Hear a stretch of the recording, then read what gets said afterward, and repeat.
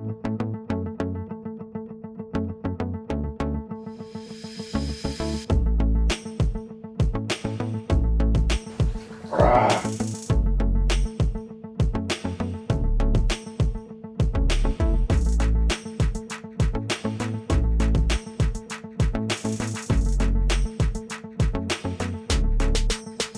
that I'm closer.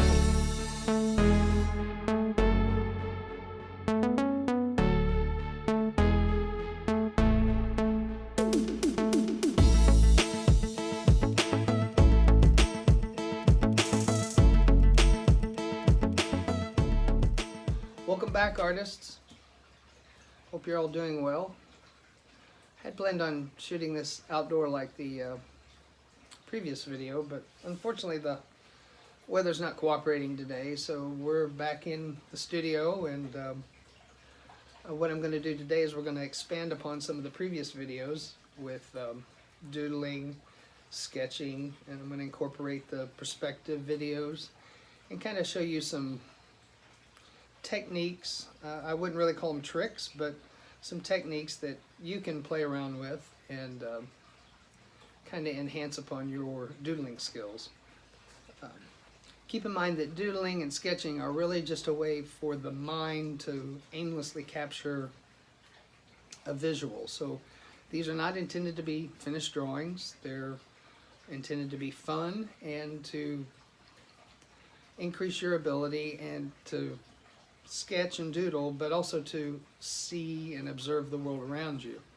So whether you have a sketchbook or pieces of paper, today you'll need a pencil and a piece of paper. It's going to be less of a follow-along video and more of giving you some ideas and some words of encouragement on your own, for you to bring in your own creativity. So I'd like to point out my Lady Elaine with her boomerang t-shirt. I'd like to thank Pixels for the fine quality of the shirt, and it's really cool to see myself with the Lady Elaine on my chest. She always scared me as a child. Some of you may not know who Lady Elaine is. Maybe you should Google it now. But those of you who do will probably appreciate the fact that she, as a child, scared me.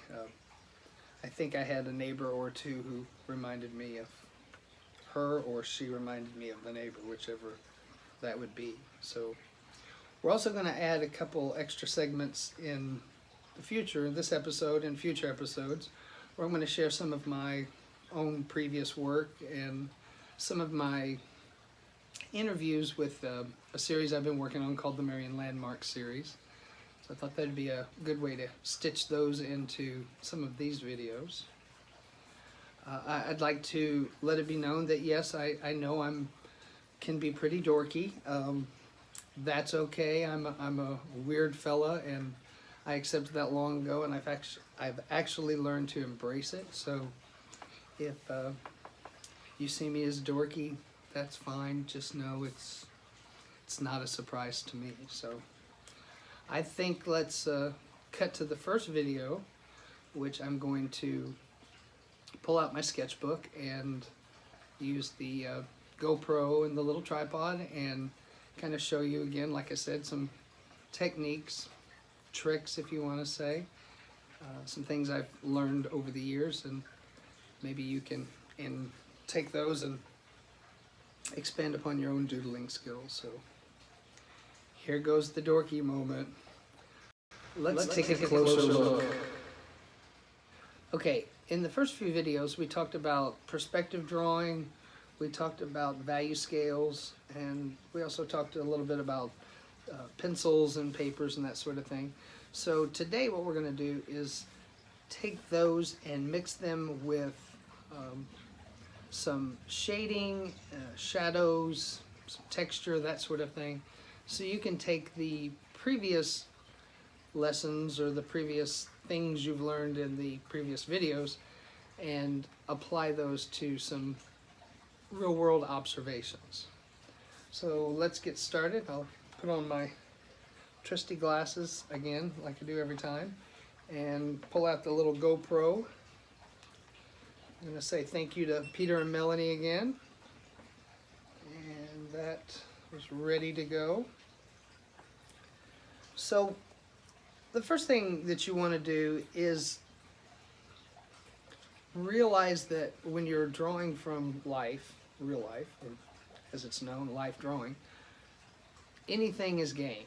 Your hand, feet, your dog, your view out the window, any of these things are should be inspiration for you to be able to doodle. And the benefit of being able to doodle is it allows your mind to aimlessly capture the view that you're seeing in real life. So this is not by any means meant to be a finished drawing or a piece ready to be gallery hung. So just keep that in mind, that it is all about having fun. So let's start off with just a couple little sketches. One of the first things that you want to remember is the real world around us is really just made up of shapes. And there's 3 shapes, essentially, in the world that you can break it down into. You have the square, triangle, and a circle. So all these things that you see in real life, you can break them down really into these shapes, or variations, obviously, of these shapes. So these are, if you kind of keep these in mind, and then by looking at the world around you, you might be able to pull these shapes out and apply them to your own sketches. So let's just take a really basic image, which is going to be just a table and chairs. And I'm going to do a sketch which is going to incorporate perspective, and then we're going to add some texture and some shadows to it, and then that way you can kind of either follow along and copy it and play with the idea, or use the same ideas for your view, whatever that is you're looking at.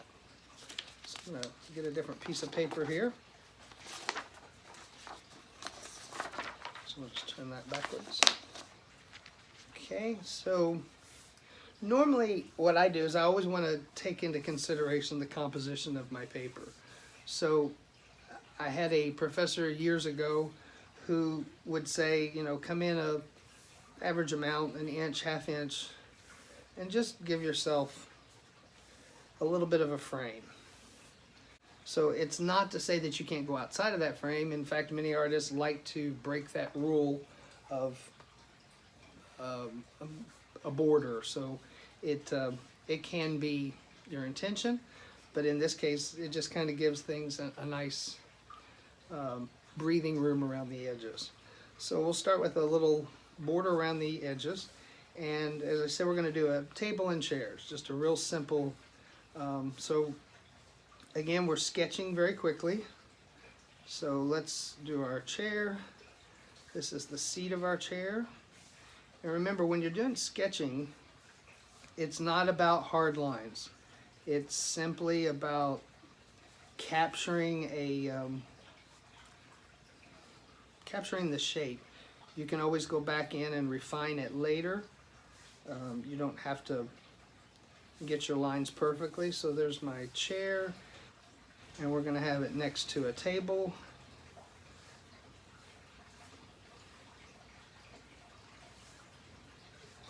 Come in a little bit, look the legs of the table.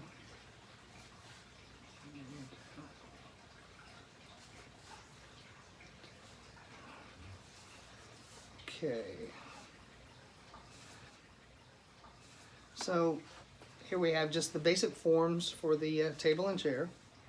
And now what we can do is we can go back in and, you know, let's say we want the table to be, the tabletop to be rather thick and chunky. Same thing with the legs on the tables and the chairs. We give them a little depth. And actually, since you're seeing it from an angle, we're going to be able to see 2 sides of the legs. So back here.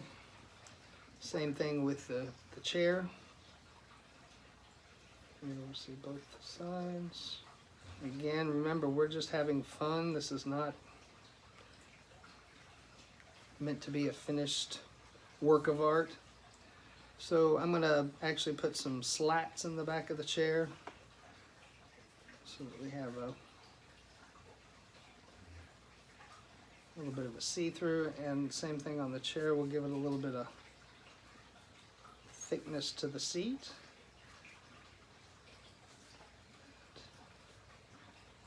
So we've got a chair sitting next to our table, and let's just, for fun, let's put a little bowl of fruit on the table top. I don't have an eraser, so when you're doing doodling and sketching, you don't erase. Just draw right over it until you get the shapes right. And there's our little bowl of fruit. You get the idea. Okay, so now we have just some basic shapes here. Recognizable as a table and a chair with a bowl of something. I'm going to call it fruit. Doesn't really look like it, but that's okay. So now what we want to do to kind of give this a little bit more realistic feel is to add some shadows to it. So the first thing you want to do is think about where's the light source. So I'm just going to pretend that my light bulb is right here. So as you can imagine, the light is going to be cast. It's going to be casting this. So therefore, our chair is going to be casting a shadow, probably something like this from that leg of the chair, and you probably have, that would be this, the chair itself.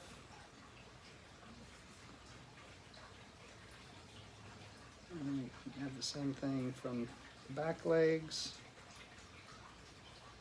And then you just fill it in.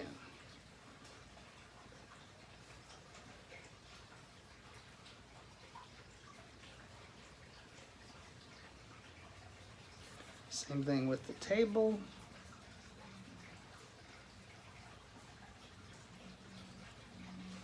So mess that one up a little bit. See, we're all prone to, can all make mistakes. Let's say the tabletop is going to be about here, and then we can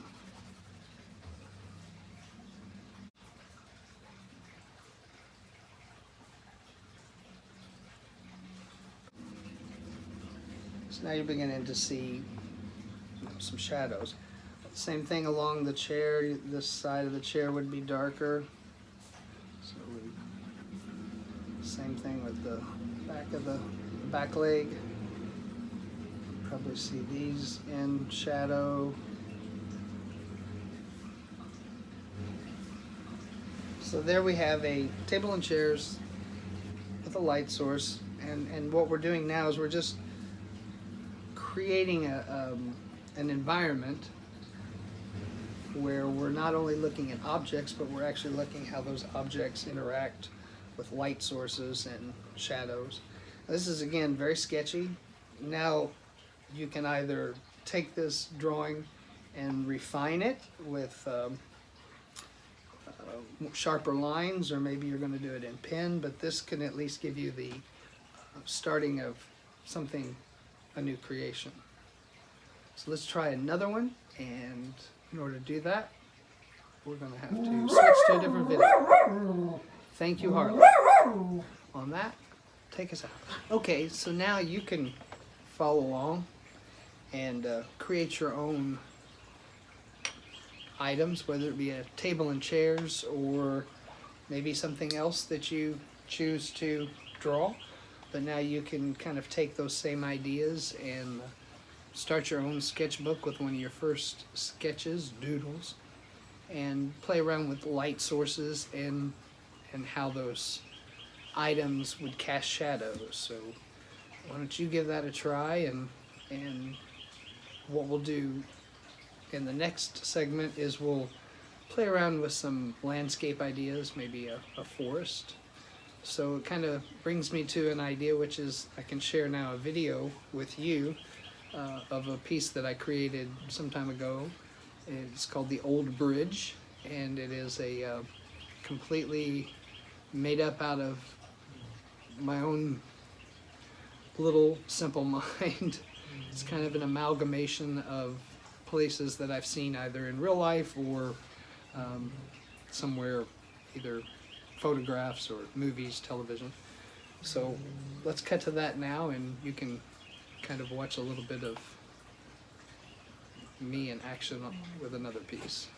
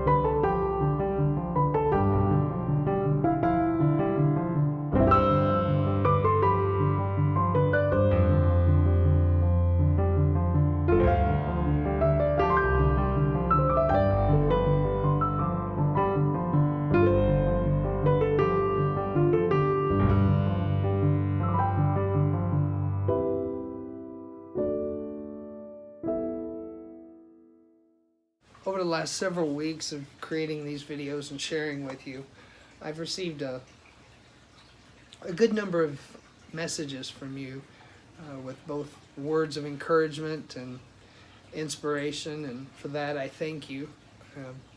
In addition to that, I have received a few questions, which I think I might start a new segment here, a little question and A, or ask me anything, however we end up naming this. I thought this would be a good time to start. So the first question is from Mary G. in Savannah, Georgia. She wants to know what inspires me as an artist. And this is pretty simple for me. I consider myself kind of a history nerd. Actually, no kinda to it. I am a history nerd. Some people take offense to the word nerd. I'm good with it. I've always kind of had an interest in what came before us. I grew up with older people in my life, so hearing their stories of yesterday and those things are what interest me. Once I started creating artwork, I started to say professionally, but once I started creating artwork as an artist, what I found was the most joy I got out of creating the artwork is the response from the person viewing it. And of all the artwork I've ever created, the most interesting responses that I've received are from pieces that reflect back onto a yesteryear, or either a place or someone that is already gone, a reminiscent, nostalgic feeling. So that's really what inspires me as an artist. And I can't say that all of my work revolves around that, but most of my favorite work does revolve around those nostalgic topics and places, etc., etc. Okay, the second question is from Rick W. in Marion, Illinois. Rick is asking, where's a good place for someone to start when they're interested in getting into creating art? I don't know that there is actually a good place to start. The whole idea of becoming an artist is to have a creative mind. So if that creativity is in the form of drawing, that's where I suggest. If that creativity is in the form of sculpting things out of garbage and found items, that's the direction I would push somebody. So really there's no one who can tell another person the best place to start. I can get pointers.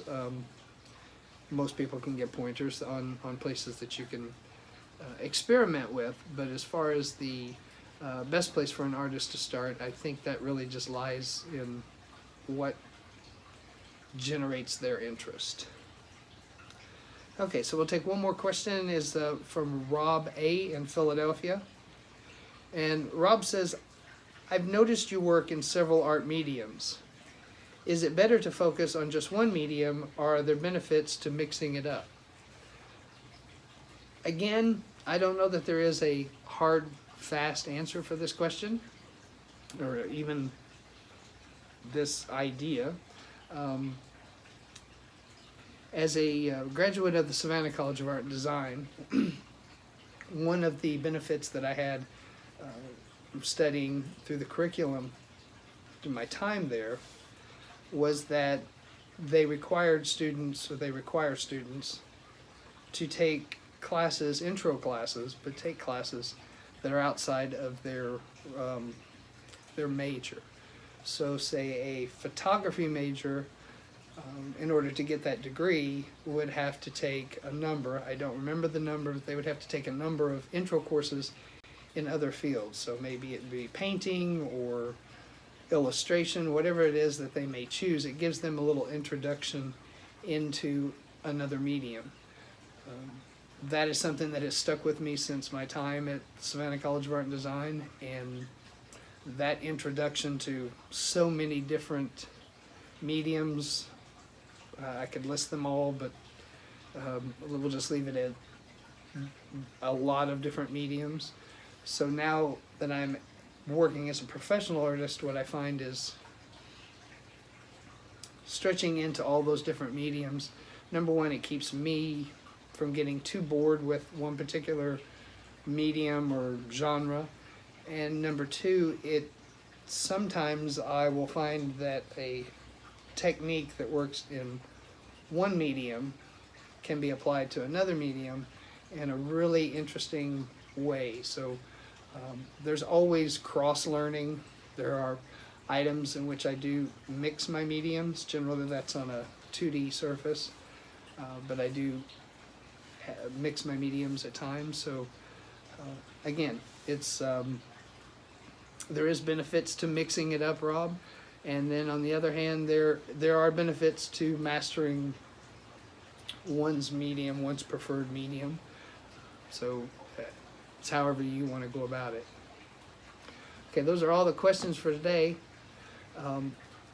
I will do that again on the next episode, so if you have any questions, be sure you send them in, and we'll be sure to get your answer to you as best we can. So until the next episode of Art Moments,